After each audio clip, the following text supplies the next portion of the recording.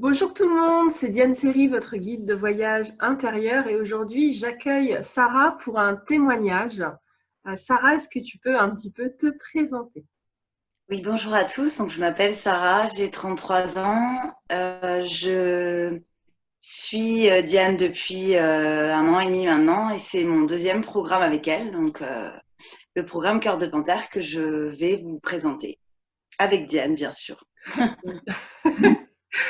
Ah oui, parce que tu avais participé au programme Phoenix l'année dernière, c'est ça? C'est ça. Ouais. Qui était plus, alors, il était moins entre guillemets perché, hein, je vais utiliser des termes compréhensibles. Exactement, oui. Ouais, il était un peu plus basé Là, sur la motivation. ouais, c'est ça.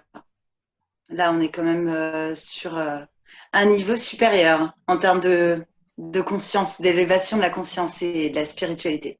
Hmm. Ok. Alors, je vais te poser quelques questions pour comprendre un petit peu ton parcours. Je voulais savoir où est-ce que tu en étais, tu vois, juste avant de te lancer dans le programme Cœur de Panthère, t'en étais où et pourquoi tu t'es lancé?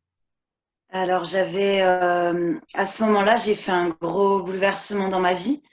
C'est-à-dire que justement, après avoir fait le premier programme, il y a quand même pas mal de changements qui se sont opérés en moi. Et j'ai décidé de quitter ma ville, qui était Nantes à la base, et de partir à l'aventure et de trouver un autre endroit. Et j'ai déménagé sur Belle-Île-en-Mer. Et du coup, j'ai suivi un peu mon énergie, enfin, l'énergie du lieu qui m'attirait beaucoup, qui est beaucoup plus nature et qui me ressemble beaucoup plus. Tu as lancé le programme, je pense, à un moment qui était très juste pour moi. Hmm. Parce qu'à ce moment-là, j'étais déjà en train de penser à quitter le monde du salariat. Comment tu le dirais aujourd'hui? Comment tu as accepté en fait de lâcher prise? Qu'est-ce qui a été le déclic? Je l'identifierais par ma rencontre avec le loup. Donc ça, Hmm. c'est au début de la troisième étape. En fait, quand je suis arrivée au début de la troisième étape, je me suis dit, je suis pas prête. J'ai pas, J'étais là avec mon mental toujours un peu envahissant. J'arrivais pas. J'avais arrêté de fumer, je me suis remis à fumer. Je me suis dit bon. Et en fait, j'ai fait donc dans la troisième étape, on va à la rencontre du loup et on fait vraiment. C'est une rencontre spirituelle, donc on se met en état méditatif. Et ça faisait longtemps que je m'étais pas mis à la méditation. J'avais un jugement dessus. Je me suis dit ça va pas marcher. Et en fait, ça a fonctionné, parfaitement fonctionné. J'ai rencontré une louve qui, de premier abord, m'a un peu sauté dessus. C'était une rencontre un peu agressive. Et en fait, c'est mes guides qui m'ont parlé à ce moment-là. C'est mon inconscient qui m'a parlé et qui m'a fait mettre le doigt sur quelque chose, quoi. En fait, je dirais que la révélation pour moi, ça a été de me dire, en fait, arrête de te rejeter, et arrête. C'est pas grave si tu fumes, c'est pas grave si tu, en fait, accepte toutes les parts de toi, Hmm. même les plus mauvaises. Si tu le fais, c'est pour une bonne raison. Et arrête de te flageller tout le temps comme ça, là. Ça a été puissant, la rencontre, elle a été forte, comme quoi vraiment après, tout le monde n'y croit peut-être pas, mais quand on y croit dans ces choses-là, il y a vraiment des vraies choses qui se passent, quoi. Hmm.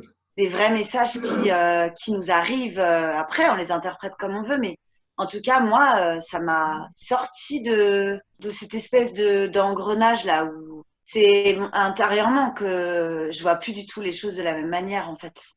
Et j'ai bien compris que là, plus j'allais accepter mes parts, même celles que j'aime le moins, en fait, plus j'allais aller vers celles qui me font le plus de bien, en fait. Enfin, je sais pas trop comment exprimer, mais en tout cas, ça a été ça mon déclic, je pense.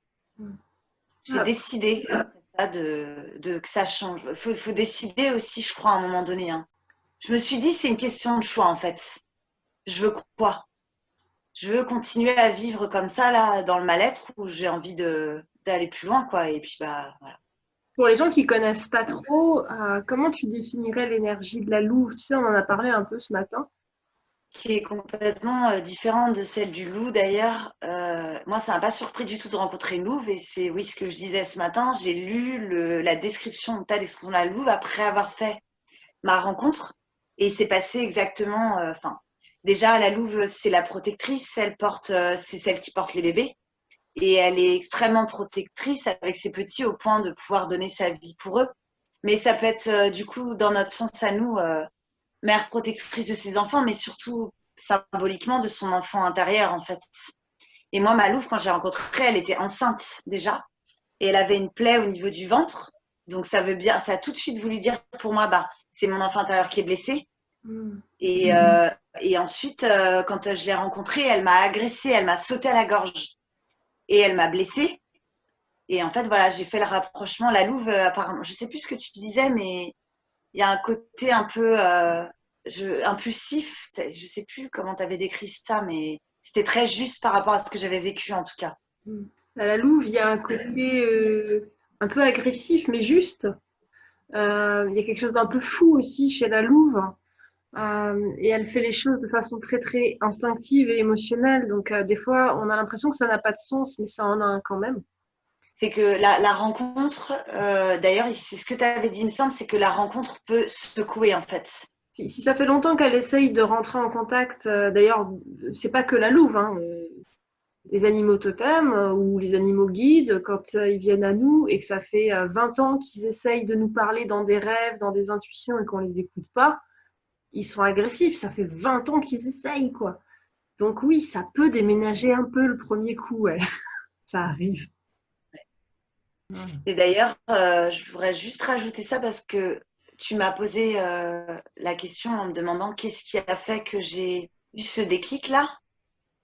Et en fait, je crois que la première chose, c'est pas forcément que ma rencontre, c'est la discussion que j'ai eue avec toi lors du coaching de groupe, où tu m'as dit, on en parlait tout à l'heure, alors dans ce cas-là, si toi tu n'y arrives pas et que tu as un blocage, que tu n'arrives pas à contrôler, enfin c'est pas contrôler d'ailleurs, c'est pacifier ton ego et te sentir bien, demande de l'aide. Mm.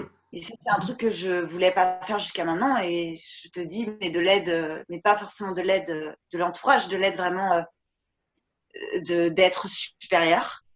Et ça a été ça plutôt mon déclic. Je me suis dit, ah ouais, Donc, ce que tu disais par rapport au fait de demander de l'aide à quelque chose de plus subtil ou de plus spirituel, est-ce que ce serait pas ça, en fait, tout simplement, ce qu'on appelle lâcher prise, de se dire, bon, alors là, moi, j'y arrive pas, je le remets dans les mains de quelqu'un d'autre.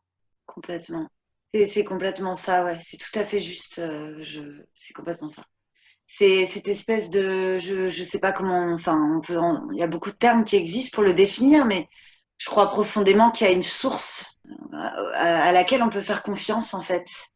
Et qu'est-ce que tu conseillerais aux personnes, tu vois, qui ont un petit peu peur de se lancer parce qu'ils n'ont pas l'habitude de s'engager sur 2 mois dans un programme, parce que elles ont un peu peur de ne pas avoir les résultats, parce qu'elles pensent qu'elles ne méritent pas peut-être.